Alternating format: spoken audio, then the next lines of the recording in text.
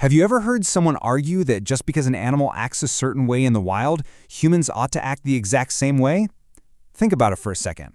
We hear this kind of argument all the time, but it actually masks a massive, and I mean massive, philosophical trap.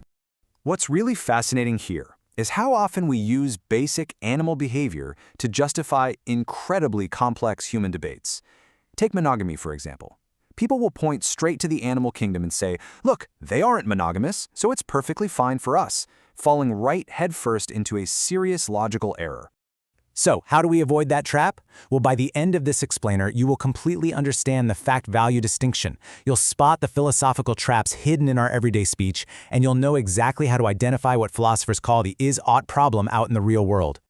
Let's dive into Section 1, Descriptive versus Evaluative Claims. To build our foundation, we need to clearly separate how the world actually is from how we think it should be. Let's make this easier with a super simple example. Saying, the weather today is sunny is a descriptive claim. It just states an observable fact. But the moment you say, I should go outside to get some sunshine, well, you're not just describing anymore. You are interpreting that fact and asserting what ought to be the case. You've made an evaluative claim. And that brilliantly illustrates what an evaluation truly is. It's expressing a judgment of value.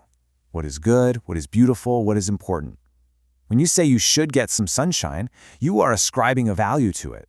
Like, hey, sunshine is good for my mental health. Evaluations always connect directly to prescribing an action or making a choice. Now, you might be asking yourself, why does this confusion happen? Why can't we just use undeniable facts to prove our morality? It's a super common student confusion to look at a statement like, killing an innocent person is bad, and think it's just a raw fact about the physical world. But actually, it isn't. It's an evaluative statement describing how we think things should be, not a physical description of a natural object. Which brings us to Section 2, the Naturalistic Fallacy. Now that we've got the basic idea of separating facts and values, let's look at the formal name for the mistake we make when we accidentally blur them together. It's called the Naturalistic Fallacy. Coined by the British philosopher G.E. Moore back in 1903, this is a classic error in logical reasoning. It happens the exact moment you assume you can derive your values, meaning what people ought to do, strictly from facts about what is happening in the natural world. Let's bring this right back to our opening real-life problem. Pointing at a non-monogamous animal and claiming, therefore human non-monogamy is good, is a textbook attempt to derive a human value from a simple observation of nature. So the crucial takeaway here is that drawing conclusions about human morality from animal behavior is quite literally the naturalistic fallacy in action. Let's move on to Section 3, formalizing the fallacy with Hume and Moore. Let's elevate this a bit and see how two legendary philosophers broke down this barrier between facts and values. During the Scottish Enlightenment, David Hume identified what we now call the is-ought problem. Way back in 1739, he noticed authors would talk about ordinary human affairs using the word is, and then suddenly, seemingly out of nowhere, switch to using the word ought. Hume argued you simply cannot logically derive an ought from an is. Why? Because facts are about relationships between objects, while morality is driven by human sentiments, beliefs, and feeling. Expanding on this a few decades later, G.E. Moore used what we can think of as a chemical analogy. Imagine a scientist looking at a glass of water. The fact that water is made of H2O is a natural property. It's a concrete discovery about the physical world. But Moore argued that goodness is an entirely different beast. Goodness is a non-natural property.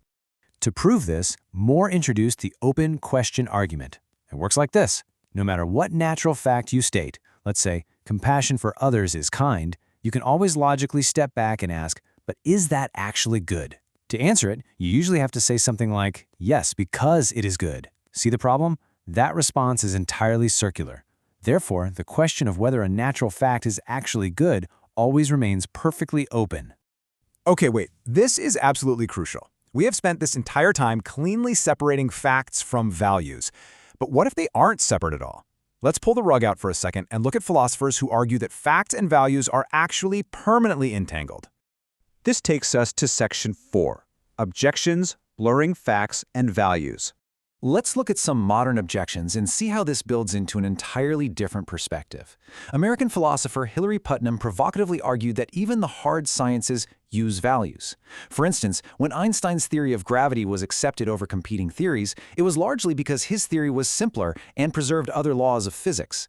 Putnam points out that simplicity is a desirable principle. It's an evaluative choice. This means the very scientific creation of facts is, in itself, an evaluative practice. So let's break down the three main objections to the strict fact-value distinction.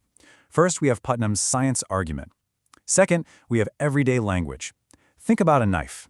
If I state the descriptive fact, this knife is dull, I am heavily implying an evaluative claim, this is a bad knife, because it completely fails its function. We connect facts and values like this in everyday speech all the time. And finally, we have the concept of telos. Telos essentially means purpose or goal. Some philosophers argue that if you have a clearly defined purpose, you actually can objectively assess morality. If your telos is to help others in need, then an action like volunteering in a homeless shelter fulfills that exact goal. Therefore, the action is objectively good. Under this framework, you completely bridge the gap between an observable fact and an objective moral value. Finally, Section 5, Summary and Final Thoughts. Before we wrap up, let's quickly summarize the key points we've unpacked today. We started with the simple illusion of observing nature, learning how to separate descriptive claims about what is from evaluative claims about what ought to be. We explored the naturalistic fallacy, examined how Hume and More rigorously separated facts from sentiments, and finally, we challenged that very distinction by looking at how science, everyday function, and purpose blur those lines. So I want you to take this critical thinking lens right into your everyday life. The next time someone aggressively insists, hey, it's just a fact, ask yourself, are they actually hiding a value judgment? Think about it. And with that, join us for the next logical step in our Explainer series, where we're going to build on this exact foundation to explore what a value truly is in the context